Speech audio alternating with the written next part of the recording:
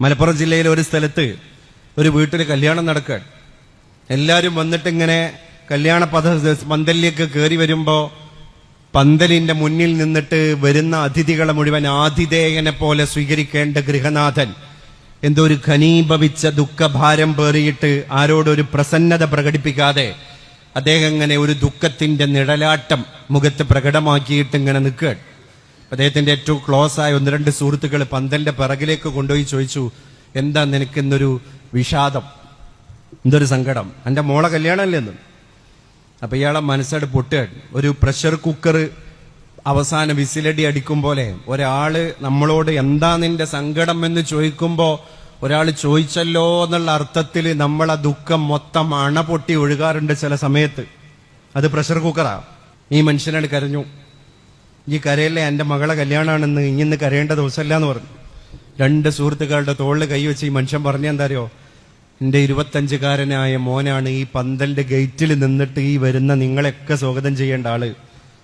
അവൻ ഇന്ന് ജില്ലയിലെ പേരു കേട്ട ഡി അഡിക്ഷൻ സെന്ററിലെ ഹോസ്പിറ്റലിലെ സെല്ലിൽ കഴിയാണ്. ഇന്നലെ വൈകുന്നേരം ഞാനും എന്റെ പെണ്ണുങ്ങളും കാർ എടുത്തിട്ട് അവനെ ചികിത്സിക്കുന്ന ഡോക്ടറെ കാണാൻ പോയിട്ട് ഡോക്ടറോട് കൈ കൂപ്പിയിട്ട് പറഞ്ഞു, സാറേ മാനം കെടുത്തരുത്, നാളെ രാവിൽക്ക് നടക്കണ പരിപാടിക്ക് ഇന്ന് ഞങ്ങളെ വണ്ടിയിൽ ഞങ്ങളെ മോനെ ഒന്ന് നിങ്ങൾ വിട്ടു തരണം. ഡോക്ടർ തിരിച്ച് കൈകൂപ്പിയിട്ട് പറഞ്ഞെന്താരോ, നിങ്ങൾ മാനം കെടാതിരിക്കണമെങ്കിൽ ഇവനെ കൊണ്ടുപോകാതെ നിങ്ങൾ തിരിച്ചു പോകണം. ഇവനെ കൂട്ടിയാൽ നിങ്ങൾ മാനം കെടും. കാരണം ഇപ്പൊ ഞങ്ങൾ മെഡിസിനൊക്കെ കൊടുത്ത് ആൾക്ക് അങ്ങനെ ഒരു മാനസിക ശാന്തത കിട്ടാനുള്ളൊരു ആംബിയൻസ് ഒക്കെ ഇവിടെ ക്രിയേറ്റ് ചെയ്ത് ഞങ്ങളെ മെഡിസിനോട് അവന്റെ ശരീരം അങ്ങനെ പ്രതികരിച്ച് തുടങ്ങുന്ന സമയമാണ്. ഇപ്പൊ സെല്ലില് അവന്റെ കൂടെ ഉള്ളവർ അവൻ ആക്രമിക്കുന്ന ഒരു സമയമാണ്. കാരണം ഈ പൊടി കഴിച്ച് ശീലിച്ചവനാണ്, ഈ ഞരമ്പ് തെരഞ്ഞു പിടിച്ചിട്ട് ഇഞ്ചക്ട് ചെയ്ത് ശീലിച്ചവനാണ്. അത് ഒരു 10-20 ദിവസം കിട്ടാത്തതിന്റെ ഹാങ് ഓവർ അവന്റെ സ്വഭാവത്തിൽ കൃത്യമായി പ്രകടാകും. നാളെ അവൻ തല്ലും ബഹളം ഉണ്ടാക്കും. അതുകൊണ്ട് നാട്ടുകാരെ മുമ്പിൽ നിങ്ങൾ മൊത്തം മാനം കെടും. അതുകൊണ്ട് ഉപ്പിയും ഇപ്പൊ തിരിച്ചു പോയിക്കോ, നാളെ നിങ്ങളെ കുട്ടിയെ ശാന്തനായി നിങ്ങൾക്ക് കിട്ടണം എന്ന ഒരു ലക്ഷ്യം, ഒരു താല്പര്യം ഉണ്ടെങ്കിൽ നമ്മൾ ആലോചിച്ച് നോക്കുങ്ങൾ. ഇങ്ങനെ സ്വന്തമായി നിർമ്മിക്കാതെ ആരോ നിർമ്മിച്ച ഇരുമ്പ് അറകൾക്കുള്ളില് ജന്മനാ മാനസിക രോഗിയാവാതെ ഏതോ ഒരു സൗഹൃദം വഴിമാറി സഞ്ചരിച്ചതിന്റെ പേരിൽ ലഹരിയുടെ പിടിമുറുക്കത്തിൽ അകപ്പെട്ടു പോയതിന്റെ പേരില് മാന്യായി ജീവിക്കാൻ കഴിയാത്ത കുറെ കുട്ടികള് മലപ്പുറത്തും മഞ്ചേരിയും തിരൂരൊക്കെ സെല്ലിൽ കഴിയുന്നുണ്ട് എന്ന കാര്യം കൂടി ഞാൻ നിങ്ങളെ ഓർമ്മപ്പെടുത്താൻ താല്പര്യപ്പെടുകയാണ്. പൊതുപ്രവർത്തകരായ ക്ലബിന്റെ മെമ്പർമാർക്ക് കിട്ടുന്നത് സൊസൈറ്റിയുടെ എല്ലാ തുറകളിലും കണക്ഷനുള്ള ഒരു വലിയ ജനറേഷനെയാണ്. നിങ്ങളുടെ കയ്യിലുള്ള ദഅവത്തിന്റെ സ്കോപ്പ് ബൃഹത്തായതാണ് എന്നാണ് ഞാൻ ഓപ്പറേഷൻ തുഫാൻ എന്ന് പറയുന്ന ഈ നാർക്കോ ഹണ്ടിന്റെ ഭാഗമായിട്ട് നിങ്ങളെ പരിചയപ്പെടുത്തുന്നത്.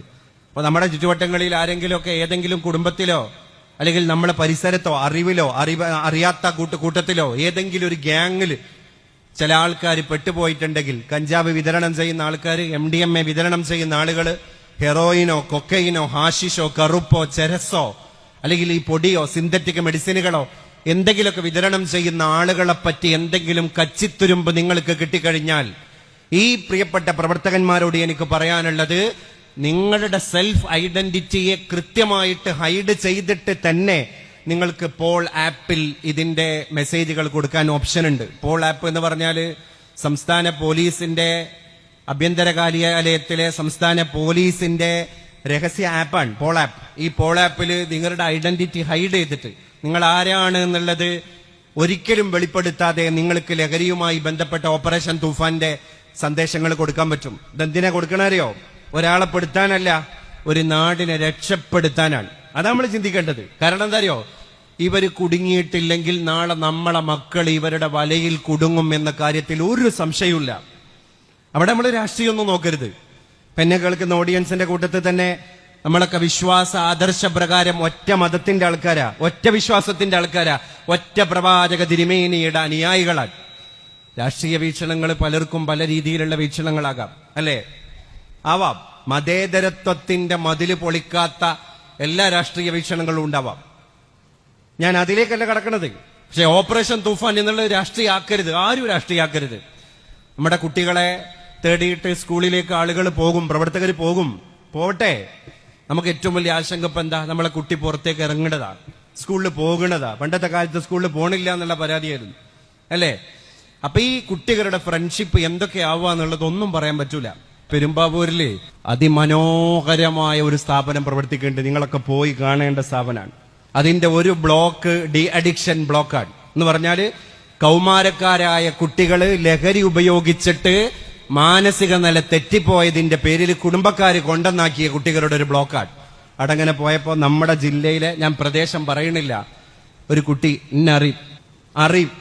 അറിയെന്ന് പറഞ്ഞാൽ വ്യക്തിപരമായിട്ട് ബന്ധമുണ്ടായിട്ടല്ല, സോഷ്യൽ മീഡിയയിലൂടെ എന്തോ കണ്ടതാ, കൈ പിടിച്ചവൻ കരഞ്ഞു. 22 or 23 വയസ്സുണ്ടാകും. ഞാനിങ്ങനെ ചിന്തിച്ചു നോക്കാൻ, ഈ കുട്ടിന്റെ ഉമ്മാന്റെ ഉപ്പാന്റെ ഒക്കെ ഒരു സങ്കടം എന്തായിരിക്കും പടച്ചോനെ, അല്ലെ? എത്ര പ്രതീക്ഷ ഉണ്ട് നമ്മളെ മക്കളിൽ നമുക്ക്. ആ പ്രതീക്ഷ ഒരു നിമിഷം അസ്ഥാനത്താവാൻ. അതാണ് ഓപ്പറേഷൻ തൂഫാൻ. തൂഫാൻ എന്ന് പറഞ്ഞാല് ഒരു പ്രളയമാണ്. ആ പ്രളയം വന്നാല് കൊണ്ടുപോകേണ്ടതിനെ നക്കി തുടച്ചിട്ടേ പോകൂ. അത് അങ്ങനെ തന്നെ ആക്കി കൊടുക്കണം. നമ്മുടെ നല്ല ഭാവിക്ക് വേണ്ടിയല്ലേ, നമ്മളെ കുടുംബത്തിന് വേണ്ടിയല്ലേ? അല്ലെങ്കിൽ ഈ കുട്ടികളൊക്കെ അവരായിട്ട് നിർമ്മിക്കാത്ത സെല്ലില് കൂട്ടില് കഴിയേണ്ടി വരും. കഞ്ചാവ് വിൽപ്പനക്കാരന്റെ എന്തെങ്കിലും ഒരു കച്ചിത്തുരുമ്പ് കിട്ടിയാല് ഒരു ദയാദാക്ഷിണ്യം അവിടെ കാണിക്കാനേ നിങ്ങൾ പാടില്ല. അവൻ കൂട്ടിൽ പോയി കിടക്കട്ടെ. കാരണം ഇവൻ നാളെ നമ്മളെ കുട്ടികളെ നശിപ്പിക്കാൻ വേണ്ടി ഇറങ്ങിയവനാണ്, അല്ലെ? കാരണം ഇനി ഇതിലൂടെ 10 ഉറുപ്പ്യ ഉണ്ടാക്കി ശീലിച്ചു. അത് ശരിയല്ലല്ലോ, അത് അവിഹിതമായ വരുമാനല്ലേ. അവൻ പ്ലേറ്റ് മാറ്റി പിടിക്കണമെങ്കിൽ അവർക്ക് പ്ലാറ്റ്ഫോം ഡ്രൈ ആവണം. ഇപ്പൊ പെരുമ്പാവൂരിന്റെ അവസ്ഥ എന്താ ഞാൻ ചോദിക്കട്ടെ? ഇതര സംസ്ഥാന തൊഴിലാളികൾ ഇങ്ങോട്ട് വന്ന് അവർ മാന്യായിട്ട് അവരുടെ ദൈനംദിന പണിയെടുത്ത് പോകുകയാണെങ്കിൽ കുഴപ്പമില്ലായിരുന്നു. പക്ഷെ അവിടെ നല്ല വിപണി സജീവമാണ്, അവിടെ 10 ഉറുപ്പ്യ ഇറക്കുന്ന ആൾക്കാരാണ് ഉള്ളത് എന്ന് ബോധ്യപ്പെട്ടപ്പോ ആസാമിൽ നിന്ന് സാധനങ്ങളുടെ ബണ്ടിലുമായിട്ട് ഷാഹിദ വന്നു. ഷാഹിദന്റെ കൂടെ ഫിറോസ് ഖാൻ വന്നു. ഫിറോസ് ഖാന്റെ കൂടെ അനസ് ബായി വന്നു. എല്ലാവരും വന്നപ്പോ അവിടെ മറ്റൊരു വിപണി ബായിയുടെ കരവിരുതുകളെ കൊണ്ട് സജീവായി. അതിലാരാ പെട്ടുപോയത്? നമ്മളെ സ്വന്തം മക്കള്. ഇപ്പൊ പെരുമ്പാവൂരിന്റെ ഓരോ കവലയെന്നും പോലീസ് കോളറെ പിടിച്ച് പൊക്കിക്കൊണ്ടുപോണ 9ാം ക്ലാസ്സിലുള്ള കുട്ടിന്റെ ഫോട്ടോ, അല്ലെ 10ാം ക്ലാസ്സിലുള്ള കുട്ടിന്റെ വീഡിയോ ഒന്ന് കാണൂ.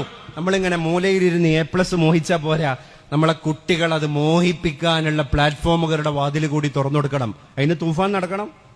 അതാ ഞാൻ പറഞ്ഞുകൊണ്ടിരുന്നത്. എത്ര അപകടകരമായ സ്ഥിതിയിലാണ് ഇന്ന് നമ്മുടെ നാട് എത്തിയിരിക്കുന്നത്. ഒന്ന് ചിന്തിക്കുക എന്റെ പ്രിയപ്പെട്ടവരെ.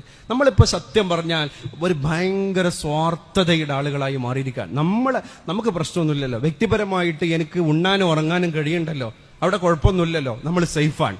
ഈ വിശ്വാസം എന്ന് നമ്മൾ മാറ്റിവെക്കുന്നോ അന്നേ തലമുറകളോട്, സമൂഹത്തോട് നമുക്ക് പ്രതിബദ്ധത ഉണ്ടാവുള്ളൂ. അപ്പൊ എല്ലാവരും ചെയ്യണം.